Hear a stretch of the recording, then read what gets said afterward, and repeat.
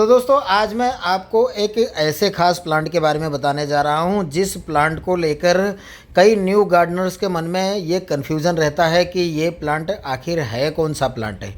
इसके फ्लावर की शेप देखकर कई नए गार्डनर दोस्त इसे टिकोमा फ्लावर समझ लेते हैं और उसे टिकोमा प्लांट के नाम से बुलाते हैं, और कई गार्डनर दोस्त मेरे इसकी पत्तियां देसी मधु कामिनी की तरह सिमिलर होने के कारण इसे मधु कामिनी प्लांट समझ लेते हैं। तो आज इसी कन्फ्यूज़न को मैं इस वीडियो में दूर करूंगा और इस प्लांट की सारी वेराइटियां और इस प्लांट की सारी स्पीसीज़ के बारे में मैं आपको डिटेल में बताऊंगा और इस प्लांट की भी केयर टिप के बारे में आपसे बात करेंगे। तो दोस्तों इस वीडियो को बिना स्किप किए पूरा ज़रूर देखना। तो सबसे पहले इस पौधे के बारे में बात कर ले तो ये एक रेडर मैचेरा या चाइना डोल की फ्लावरिंग करने वाली वैरायटी है। इस पौधे की फैमिली के बारे में बात करें तो ये बिग्नोनियासी फैमिली का पौधा है और साउथ ईस्टर्न एशिया में पाया जाता है। इस पौधे की कुल मिलाकर 17 वैरायटियाँ होती हैं, जिन वैरायटियों के नाम मैं आपको इस समय स्क्रीन पर दिखा रहा हूँ। इसमें से कुछ प्लांट ऐसे होते हैं जिन्हें फ्लावरिंग के लिए अपने गार्डन में लगाया जाता है और कुछ एक प्लांट ऐसे होते हैं जिन्हें उनके फोलियज के लिए अपने गार्डन में ग्रो किया जाता है। तो फ्लावरिंग करने वाली जो वैरायटी है वो इस समय आप स्क्रीन पर देख रहे हैं, और दो प्लांट ऐसे होते हैं जिन्हें फोलियज के लिए इंडोर गार्डन में लगाया जाता है, जिनकी पिक मैं आपको स्क्रीन पर दे दूँगा। तो ये तो हो गई इनकी वैरायटियों के बारे में बात। अब इस प्लांट की बात करें तो ये एक रेडर मचेरा की फ्लावरिंग करने वाली वैरायटी है जिसमें वाइट कलर के खुशबूदार फ्लावर आते हैं। ज़्यादा तेज़ सेंटेड तो नहीं कहूँगा दोस्तों, पर इनमें भीनी भीनी सी खुशबू आती है। इस प्लांट के अच्छी ग्रोथ के लिए आइडियल टेम्परेचर की बात करूँ तो 15 से लेकर 35 डिग्री के टेम्परेचर में ये पौधा अच्छी तरह से ग्रोथ करता है और फ्लावरिंग भी करता है। फरवरी महीने से लेके अक्टूबर नवंबर तक ये पौधा आपको इसी तरह से फ्लावरिंग देता रहेगा।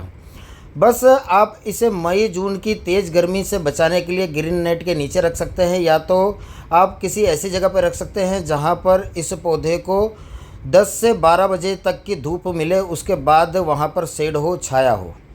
ये पौधा मेरे पास पिछले 5 सालों से है और इस पौधे को मैंने इस 10 इंच के पोट में ग्रो करके रखा है। समय समय पर मैं इसकी कटाई छटाई करते रहता हूँ और साल में एक बार स्प्रिंग सीजन में इस पौधे को इस गमले से निकालकर इसकी रूट को ट्रिम करके वापस फिर नई मिट्टी और नई खाद के साथ इस गमले में ग्रो कर देता हूँ। ये जो दूसरा पौधा आप देख रहे हैं, इस पौधे को भी मैंने इसके मदर प्लांट से एयर लेयरिंग मेथड से बनाया है।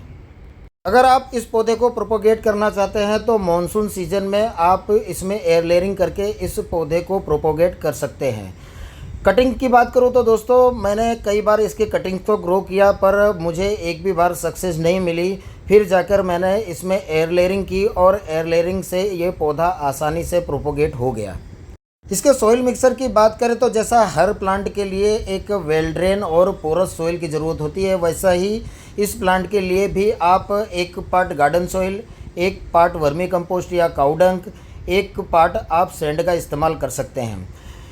इस पौधे को रिपोर्ट करते समय इसकी मिट्टी में आप 1 मुट्ठी बोन मील, 1 मुट्ठी नीम खली और 1 चम्मच किसी भी अच्छे फंगीसाइड का इस्तेमाल करके इस पौधे को रिपोर्ट कर सकते हैं। अगर आपके एरिया की मिट्टी हार्ड हो तो इसकी पोटिंग सॉइल में आप 10% कोकोपीट या राइस हस्क का इस्तेमाल कर सकते हैं। इसके वाटर रिक्वायरमेंट की बात करें तो मॉइस्ट सॉइल पसंद करने वाला ये पौधा है। गर्मियों के सीज़न में आपको इसे 2 से 3 बार पानी देना पड़ सकता है।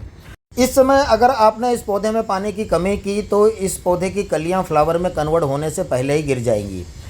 पानी की कमी को बिल्कुल बर्दाश्त नहीं करता। दोस्तों एक ख़ास बात और आपको बताऊं इसके पौधे के बारे में कि मई जून की तेज़ गर्मी में भी ये पौधा अपनी कलियों को फ्लावर में कन्वर्ट होने से पहले ही गिरा देता है। ऐसा होने पर आप ये बिल्कुल मत समझिएगा कि इस पौधे में किसी न्यूट्रिएंट या फर्टिलाइज़र की कमी है। गर्मियों के सीज़न में ये पौधा स्ट्रेस में आकर अपनी कलियों को फ्लावर में कन्वर्ट होने से पहले ही गिरा देता है।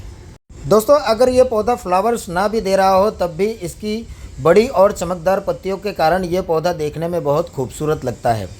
इसके फर्टिलाइज़र की बात करें तो ऑर्गेनिक में 10 इंच के पोट में आप महीने में एक बार 1 से 1.5 मुट्ठी वर्मी कंपोस्ट या काऊ डंग की अच्छी सड़ी गली खाद, 2 चम्मच बोन मील, 2 चम्मच नीम खली, 1 चम्मच सरसों की खली दे सकते हैं।